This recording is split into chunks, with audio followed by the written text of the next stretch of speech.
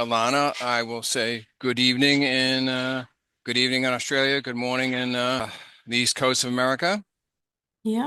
All right, Alana, great. Let's just plunge right in then. Okay, Alana, when did you first encounter Michelle Wilkins and Lisa Francey, and why?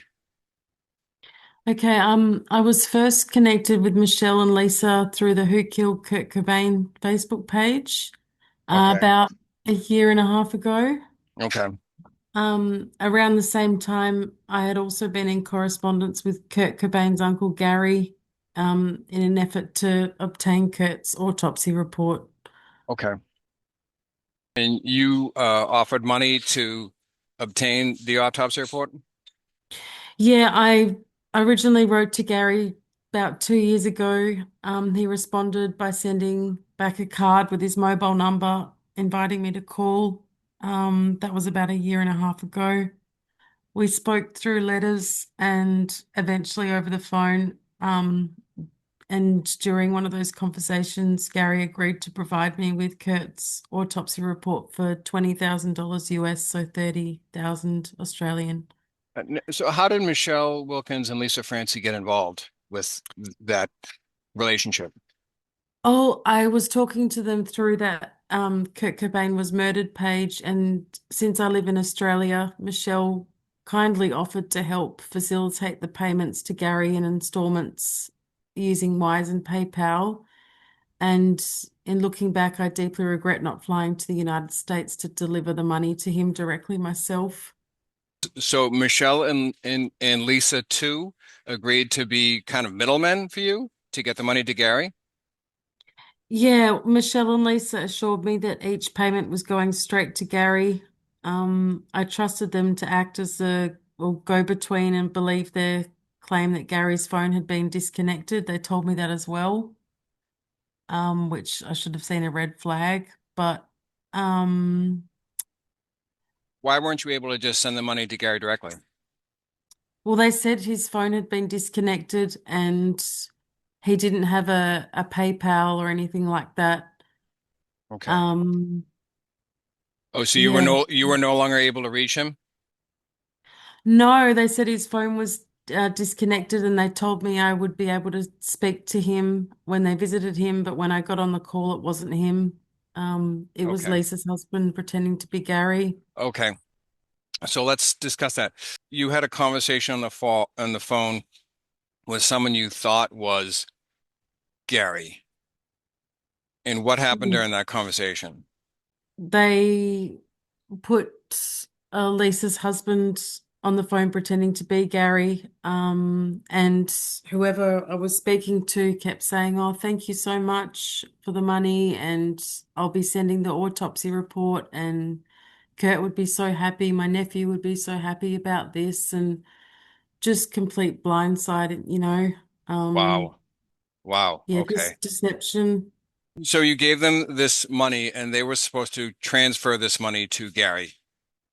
Yeah. Okay. Um, I was completely hoodwinked by both of them, and it wasn't Gary I had been speaking to. I also learnt later that they had stolen photographs of Kurt from him. They also told me that Gary had toxicology data that could help reopen Kurt's case, and I believe them. Gary was misled too, just like you and me and a lot of other people. Did they send you anything in the mail and claim it was the autopsy report? Yes, they did. Yeah, it took a long time to get here, but yeah, it did arrive in the mail. Who sent it to you? Do you recall? Lisa. Okay, so Lisa sent you a copy of the autopsy report in the mail. Yes. Okay. And claiming that this was the autopsy report that you paid for, $30,000 Australian that you paid for. Yes. Okay. Yeah. All right. And to make matters worse, they used my funds to produce footage involving Joe, the witness present the night Kurt died. Right. They leaked the footage online, which you know about, without anyone's consent. Right. Um, they also lied about the financial sacrifices and never once acknowledged my contribution or your contribution. Right. So yeah, they stole 30,000 from me, committing fraud, while lying to all of us at every step that they could. Yes, well, they certainly lied to you, and they certainly lied to me. And of course, when that interview was done with Joe, I was told a very different story myself. I was told because the autopsy report had actually appeared online sometime prior to the interview with Joe that we there was this money left over, and I had been messaging with you, and I knew you had provided some money. And at that time, Michelle was cooperating with Jason Jensen and was supposed to get Gary Cobain as a client for Jason. And I was working with Jason. So, I had the sense that we were all on the same team, but that apparently was false. And Mm. so after the interview was done with Joe, there were subsequent steps that were going to be taken. And Michelle and Lisa told me that you actually did not provide any money and that you had some problem at probate court and that they had to step up to the plate, fill in the gap, and provide the money themselves because you failed to do so. And the worst part about it is they really denigrated you. You were this loser who, failed to live up to the promise that she made to them, and they had to come in and sort of save the day. It reminds me Yeah, it yeah. reminds me, and it's more popular in the United States, this concept, but in the United States, and probably in Australia and Britain too, they have this concept of stolen valor, where people claim to have fought in combat, and some people they serve in the military, and they say they claim to have survived, engaged in combat, and have this valor, and they claim to have fought in important battles and things like that. And then they make these false claims in order to give themselves this sense of heroism and this Mm, valor, and people respect mm, that. And yeah, they did something like that. Like they claimed that they did this heroic thing, and they framed it as this kind of feminist effort too. We women, we had to step up, we had to make this sacrifice to make this happen, and it was all a mm, lie. And the feminism that they invoke, they do this a lot. Um, that doesn't apply to you.